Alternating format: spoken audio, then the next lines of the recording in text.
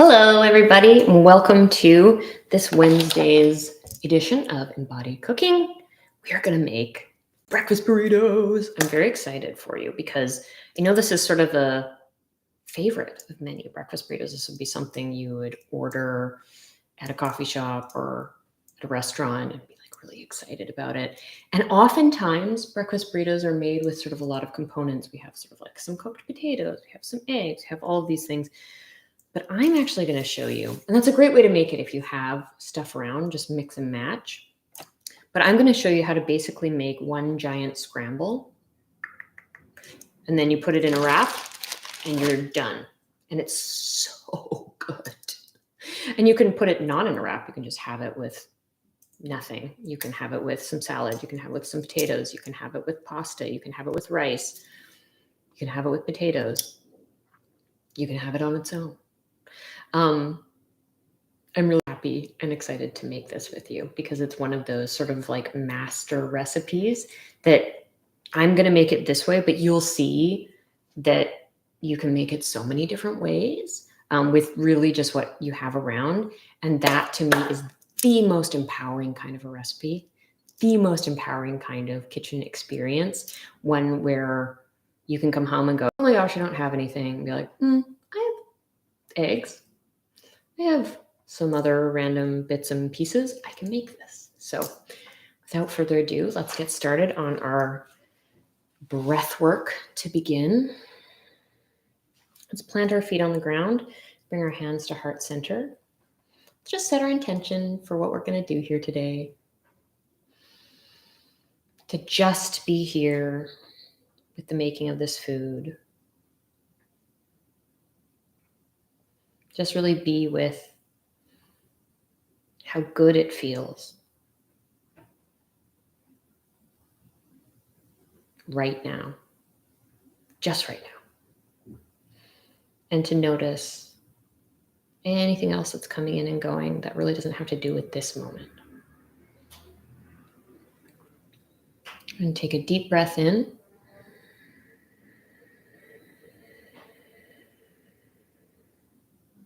And release. We're going to go back to our Viloma breath. This is the breath where we break it into 3 parts. We have breathing into the bottom of the lung, pausing, breathing into the middle section, pausing, and the top section, pausing. And as we do this, we really want to fill ourselves up. At the top, we want to be as full as we possibly can be, like feeling it like all the way up to your collarbones, like it's in your whole torso. And then releasing. So let's start. Inhale, just into the bottom of the lung. Pause. Inhale into the middle. Pause. And the top. Pause. And exhale all of it out. Really feeling the downward moving energy as you completely empty your lungs. And again, bottom. Pause. Middle. Pause. And the top. Pause and exhale.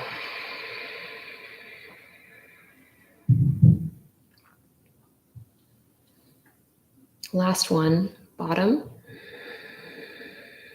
Pause. Middle. Pause. Top. Pause and exhale fully. Now we're going to do the same thing, but we're going to inhale in one smooth motion. Then we're going to release the top of the lung, the middle of the lung, and the bottom of the lung. Okay, so inhale completely. Pause and exhale the top of the lung. Pause. Exhale the middle. Pause. And the bottom. Pause. And inhale.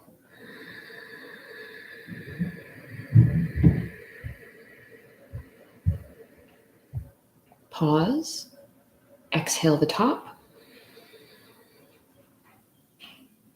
Middle. And bottom. Last one. Inhale fully.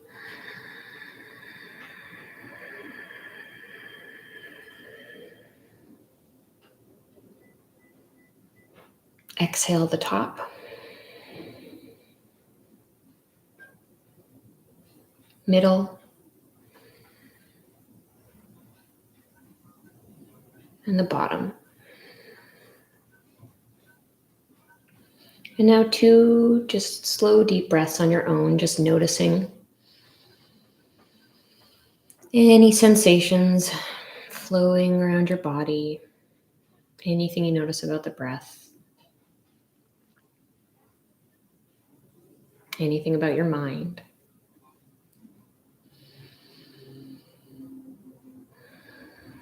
Okay, we're going to release that. I, for one, feel really good now. My mind slowed right down. I feel ready to be here. Let's start. Okay, so I'm going to tell you a little bit about what I have and maybe some of the things that you might be able to use of what you have around. I know I shared a recipe from a blog with a sort of big old roundup of all the stuff. And I think that's really useful. So that you can see sort of all the possibilities if you're more of a visual person, but hopefully this will also help you as you can see it. I have a pepper. We could do onion as well. I think pepper and tomato are really amazing in a scrambled egg. So I'm going to chop up this pepper and a bunch of tomato, put it in a bowl, and also some scallions. And I'm going to put the scallions in to cook. We're going to add in the eggs, scramble up the eggs, and then I'll probably add a little bit of cheese and beans to the mixture. And we're going to do it all in one pan. And if you think, oh, that's like all so mixed up, that's not my thing, then by all means, do it, make the components separately and add them into the wrap afterwards. I personally just like to throw it all in one. It's just so much simpler to me. And once it's in the burrito, it's like you're eating it all together anyway. So that's my sort of sense of it. But I'll show you my process, my sort of simple process. I'm going to cut our pepper. As always, paying attention to how it all feels. To the smell of this pepper that's being released. So fresh.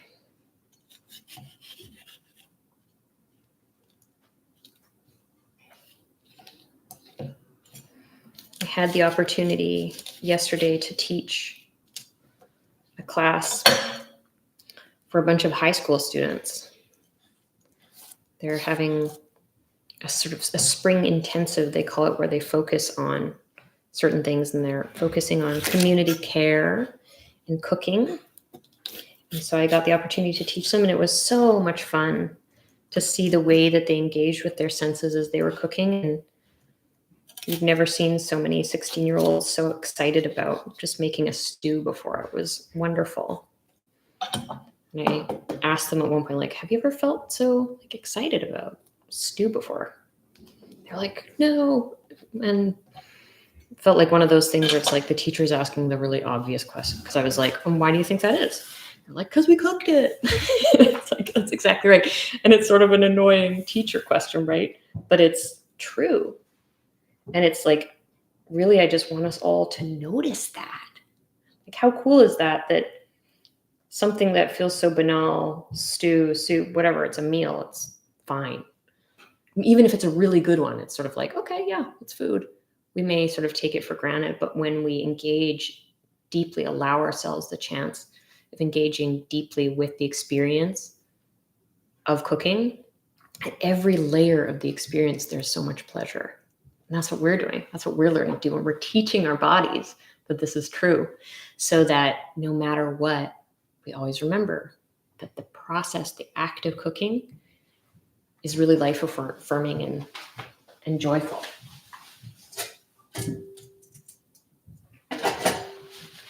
And this is just sort of a fact. It's not really even meant as a, like, it doesn't have to be, it's the things that get in the way, the things that we're thinking about, the deadline, the rush, all of that kind of thing, are the things that make it not fun, not the actual act of cooking itself. That part almost always feels good. And so it's just this practice of like getting out of our own way, you know, so that we can actually enjoy our lives more.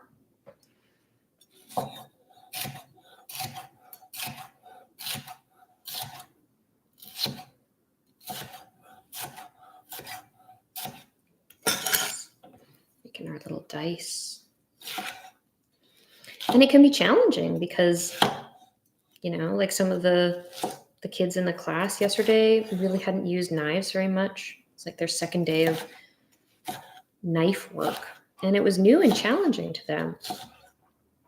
And so there was sort of so much to work with, and they're with their fellow students. There's a little bit of the embarrassment that comes along with some people maybe being more accustomed to it than others, and you being the one who doesn't know and being nervous and not knowing what to say. And that experience may not feel so enjoyable. But we can still notice that there are parts of it that are, and we can wonder why it is that it's sort of not being good at something. And this is speaking for myself for sure. I know that not being good at something can feel bad, can feel embarrassing. And we have to be with that part of ourselves that feels that way and let it know that it's okay. Not only is it okay, it's actually really pretty awesome, pretty courageous to keep learning and growing.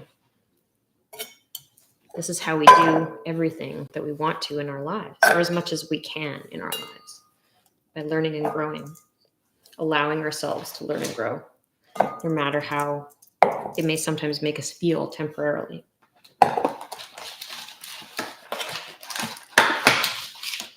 Tomatoes, baby. I've got all these beautiful little baby tomatoes on the vine. So nice. And you could use any tomatoes that you have around, large or small.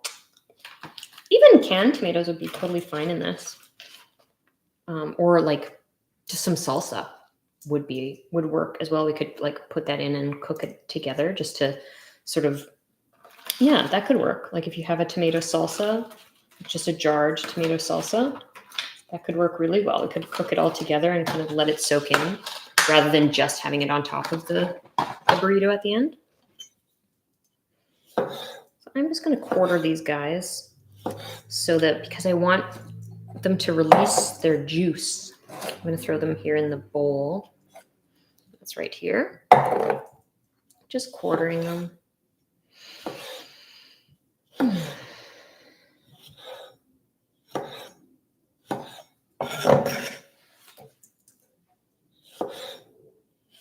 And if you had a large one, you could cube it, just making it sort of smaller pieces. They're going to cook down a bunch in the pan though, so, and mush deliciously in with all the egg.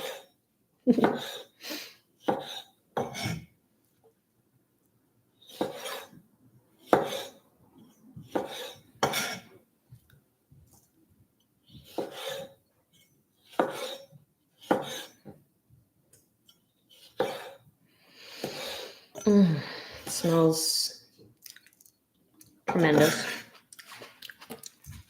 And the texture of these is so interesting. I mean, it's a real test of a knife tomato cutting, actually. because the outside is the skin that is so taut. And so we want to be able to cut through that. But if we have to press too hard with a dull knife, then we squish the tomato, which is so delicate, actually. So we want to be able to just have something that's so nice and sharp that can cut through without destroying the tender flesh. So that's just something for you to be aware of for yourself if you want to sort of see how sharp your knives are, how they're doing, if you maybe need to take them to the sharpener, if possible. Having sharp knives is just such a huge win for yourself in the kitchen. It makes everything so much easier. I know a lot of beginners sort of get nervous about the use of knives. It's like, oh my gosh, it's a little unsafe. It's so sharp. And it sort of seems like, oh, well, I would want, duller knives means I won't get hurt. But duller knives mean that you have to use more pressure. And that means, and more pressure means the potential that you're going to actually hurt yourself if you do. And sort of awkward motions as well, because you're having to like really work at it. Whereas a sharp knife, you can be so delicate with it, so delicate and refined with the way that you're using it, so precise with it, that it's actually much safer.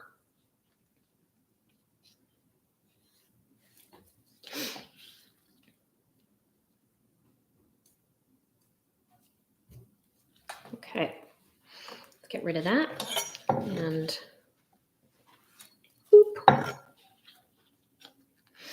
get rid of most of the papery part.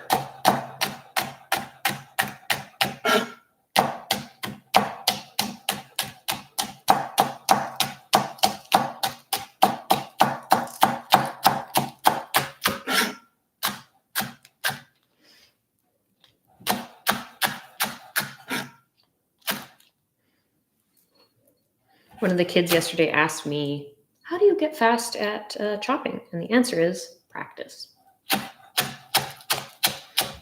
Over time, you just are able to move quickly because your hand, your fingers have done it so many times.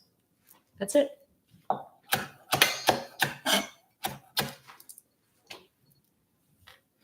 I'm just going to add some of these here, and then we'll have more for our topping. Okay. Fun times over here. I'm also going to just prep a couple more things that we need while we're over here. I'm going to open my can because I have to move the camera over to the stove. I'm going to open my black beans and I'm going to rinse them out over the sink here. I'm just pouring them over the sieve.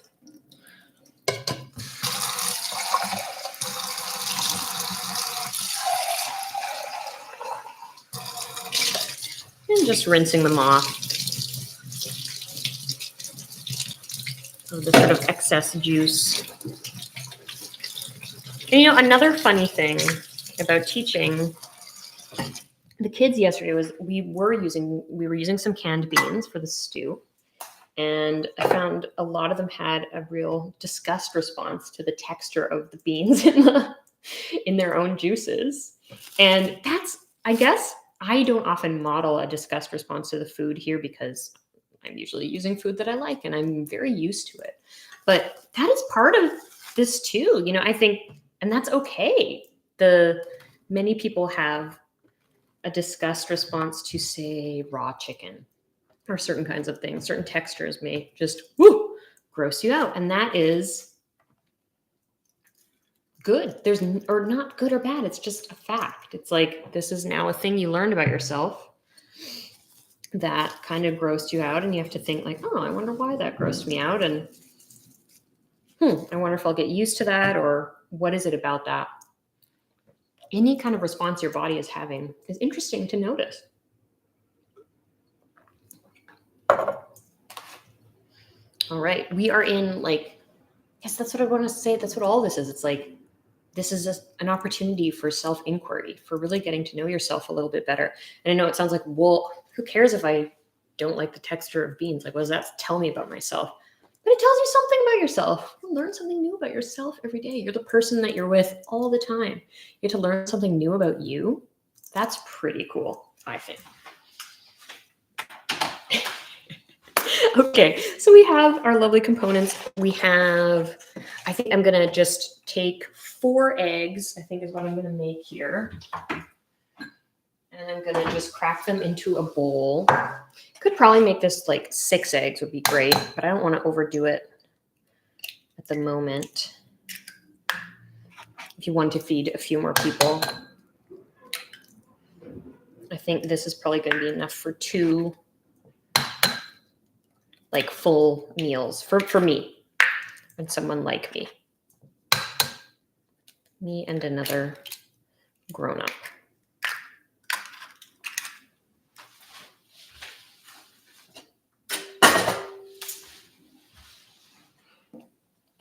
My fork, and I'm just gonna gently, you can use a whisk or a fork, just beating these quickly.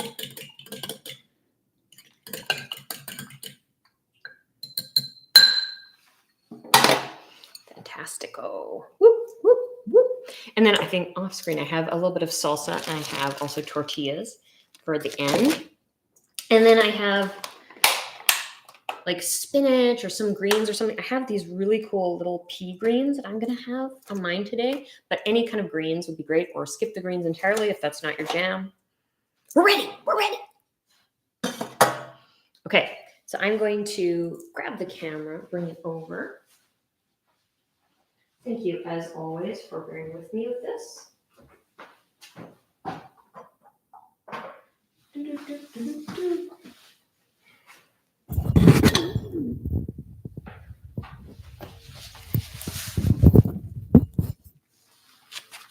Okay.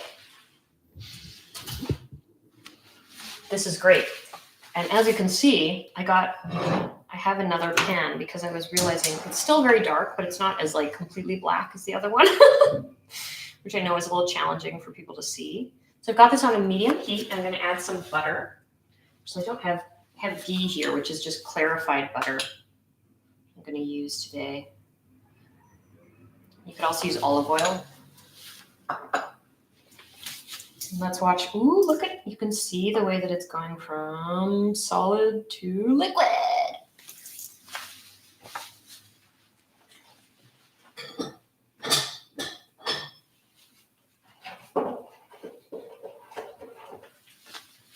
Watch out, everybody. I am excited today. It's such a funny thing to be with this process, of course. They talk so much about being calm, but it's almost like the calm actually can cultivate this like gentle excitement. Like being in this calm state, being present actually allows you to connect with, in my case, my like total passion and joy in the process of cooking and creating.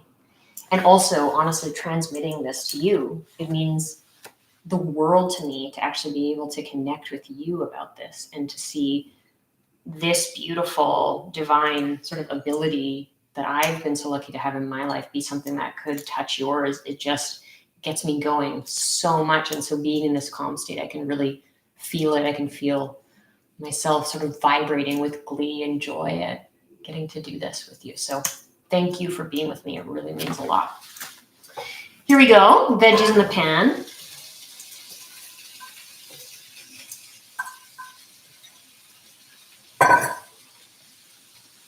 Salt in the pan. I'm adding the salt now with the veggies so that we can release the juices of the tomatoes. These cute yellow tomatoes.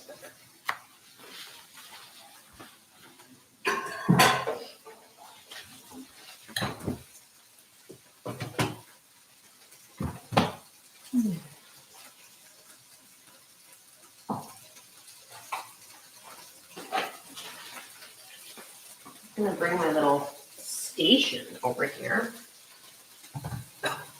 of all my bits that we'll use to build this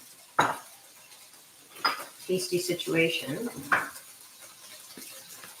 Like that.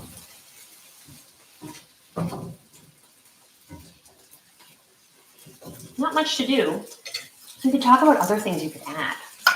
Sausage, for sure. Already cooked, like breakfast sausage kind of thing, or some fresh sausage, ground meat of any kind would be lovely in here if you're looking for extra protein or that flavor. Sausage, of course, has so many spices in it, so you're going to get all that flavor in there as well. You could add spices themselves, like the kind of thing that's in breakfast sausage is paprika and fennel, and sometimes parsley, and you could add that kind of thing in here.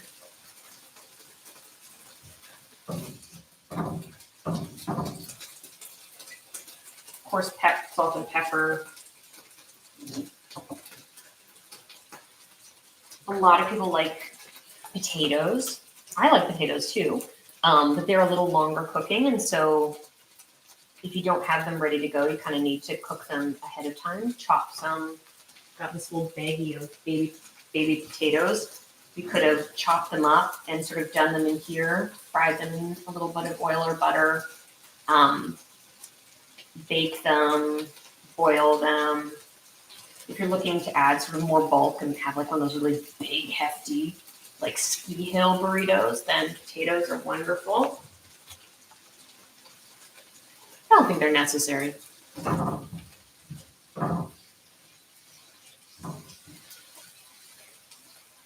You could also, I mean, you go wild, you could have smoked salmon in here and do it like your sort of lox bagel kind of burrito situation. Any kinds of greens, any veggies you have around, you could throw in, of course, onions and garlic. I have some beets in there. You could like finely slice some beets. I mean, you could do, I know I'd say it again and again, and it sounds like a broken record, but really just follow your own tastes and what you enjoy, and just follow the sort of basic guideline of what we're doing, so long as it fits inside a burrito. You may not have the like Mexican or really Tex-Mex kind of energy to it at any point, but it will be wonderful.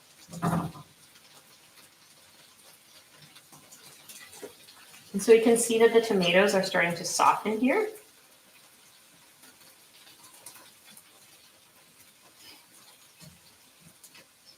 Which is great, but I want the peppers to soften just a little bit more. You don't want them to be crunchy at all. I think that's a little, I mean, it wouldn't be bad actually if they were a little bit crunchy with the eggs, but I like them to all sort of be in a similar family of textures. And then we'll have a little bit of crunch from the pea shoots or the greens at the end. But yeah, we're getting close here, and I will add the eggs, and then things will go fairly quickly. But I also like a longer cook on my scrambled eggs. I like to do it slowly and make them really creamy. Oh, I wish you could smell this. It's how do I describe it? It's so sweet. It's so sweet and inviting.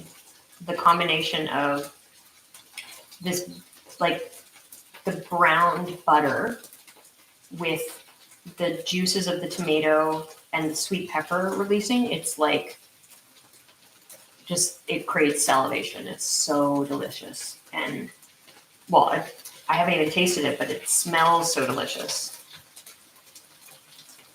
It's activating my salivary glands. It's just so yummy. Like this is a piece of not even completely cooked pepper. It is already infused with the butter and the salt and a little bit of this tomato. Just wonderful. So I think actually we're pretty good here. I'm going to lower the heat down to a 2, kind of between the 2 and the low. And just wait a minute for it to come down. And I do that with my senses, obviously with my logic as well. I know that it's lower because I just did that, but then I'm noticing by looking at it and hearing it that now we can add the eggs and they won't sort of instantly start cooking up really, really fast, which is not what I want in this case. You can do it that way. If you want to do it super, super fast, get this in your mouth immediately. You have hungry people to feed, yourself potentially. You can absolutely do it, but I like to do this a little slower. And so I'm just going to show you that process because I think it's quite worth it. It makes the eggs really, really creamy, which I think is quite special.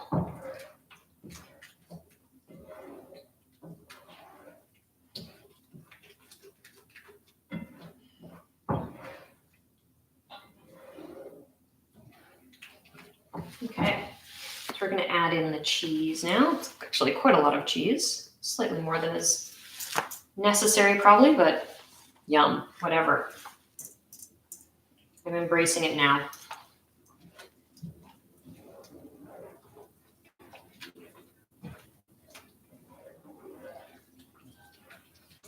And as you can see, it's still cooking very quickly. Like this is going from these uncooked eggs into a cooked form, but at a slower pace. And we're going to add salt now. Here we go. Just a pinch or two. And pepper.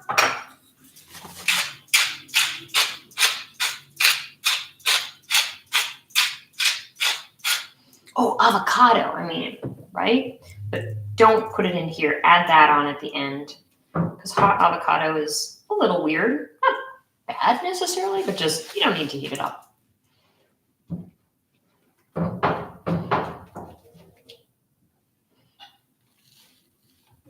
Wonderful. Yeah, we're really getting this done quickly over here, which is exciting.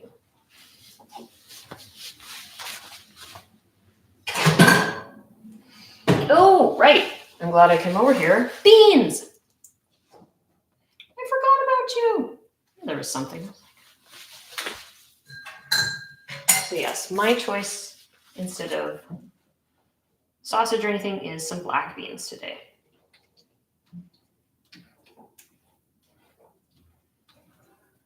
Fabulous. Okay. Still have plenty of time before the eggs cook for this to become all one nice homogeneous situation.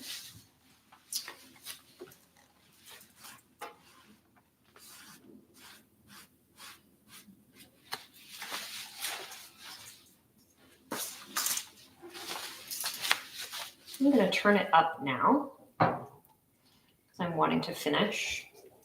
Turn up the heat just to somewhere between like 2 and 3. It's still quite low, but not super low. I have a technique for cooking scrambled eggs, just straight up scrambled eggs on super low heat where you basically just like go have a shower and have it on the lowest setting and just come back and it's like almost done. It really takes time, but you don't have to do anything. And then it ends up so creamy. It's not my technique. It's like, I don't know. It's an old French technique. I can't really remember where it came from. But I have always loved it and I love to share it.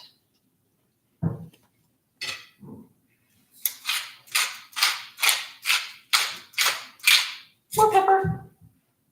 For some reason, just felt right.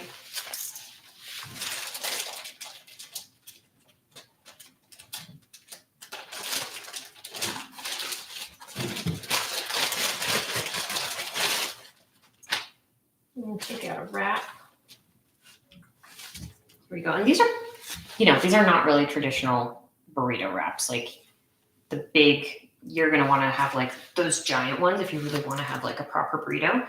But I just don't actually like that very much, to be honest. I prefer just a smaller one.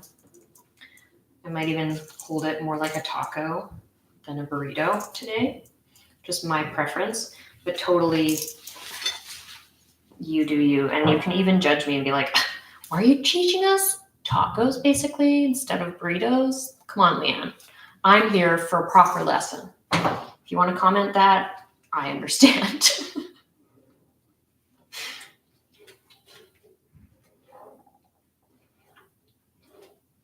You can see it's cooking on the bottom here. When I move the spatula across at every spot it hits the pan, that the eggs hit the pan, it's sort of getting more and more cooked.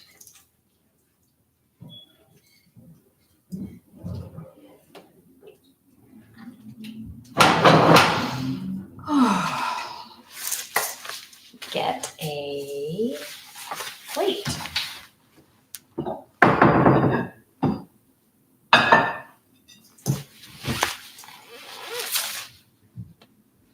Does it seem weird putting it on the stove? Nothing's happening, but it's a little weird. Don't want to freak anything out. Worry that I'm going to hurt myself.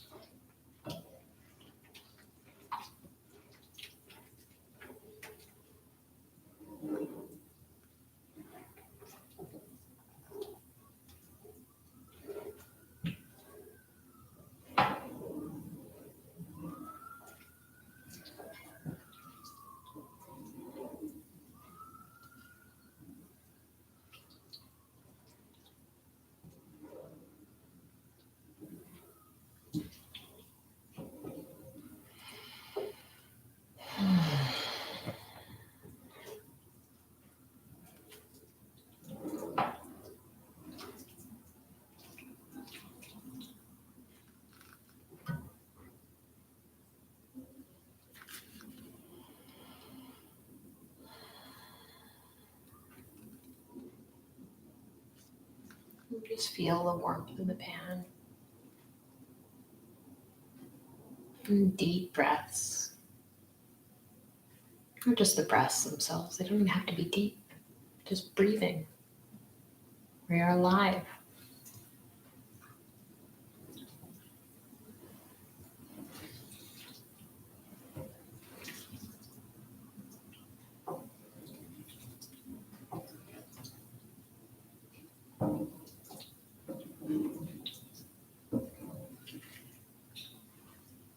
And just these little sounds.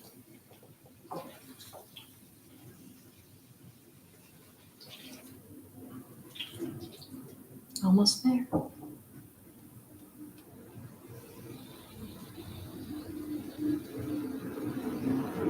And right now I notice that I'm saying almost there like I'm waiting.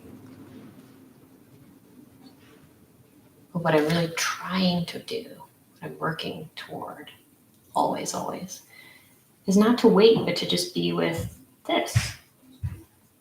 Be with cooking the eggs right now. Not waiting for them to be cooked. I am being with cooking eggs. I am enjoying the journey.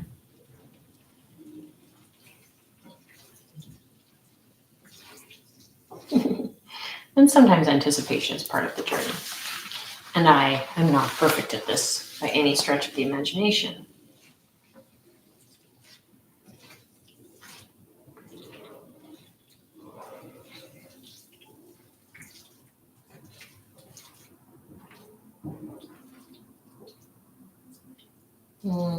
So close to being done. It's so interesting to see it at every phase, how it sort of comes in and then thins out and then thickens up and then sort of falls apart again. As you can see, I hope, the texture of these eggs is not as sort of, it takes away the rubberiness of your usual scramble to cook them at this slower rate. And it's all very smooth and creamy. It's like, makes it feel so rich. I just love that.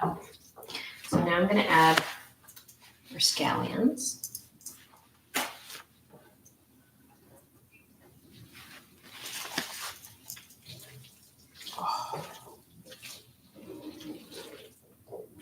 And we're going to call this done. To me, this is wonderful. There's no sort of extra gooshiness, but it's not to the point where anything is really hardened and rubbery. That's to me the perfect amount of cooked scramble. If you want it to go a little longer, by all means, really make sure that you do what works for you. Okay, I'm gonna take some of this right in the middle here. Now I'm gonna turn off the heat. I'm gonna take this and I'm gonna add these pea shoots. Just kind of put them up there. And I'm gonna take a little bit of my salsa. I do want a little bit of a spicy component here. And of course I could put the salsa on the side and dip it. That would work really well. It would probably be less messy actually. And then I'll attempt to show you the burrito rolling method, though I think I have already overfilled it. And so basically it's just like fold it up here and then roll it over until it closes-ish. We have this little guy. And I guess I could put it on my plate. And you can also do that, of course, on both sides. But when I'm definitely just going to eat this whole thing, I can't be bothered. So here we go. How hot are you? Mmm. Mmm.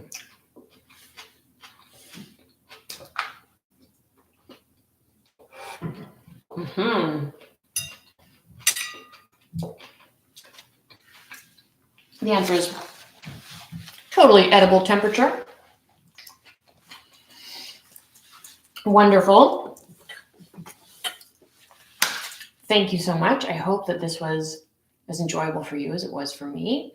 And you got some ideas. And I wish you could smell it in here, but that's okay. Please let me know, as always, if you have any requests. I always look forward to hearing from you, learning more from you, learning more about what you need and what I can offer to you. All right. Thank you so much for being here, and I will see you next time. Bye-bye.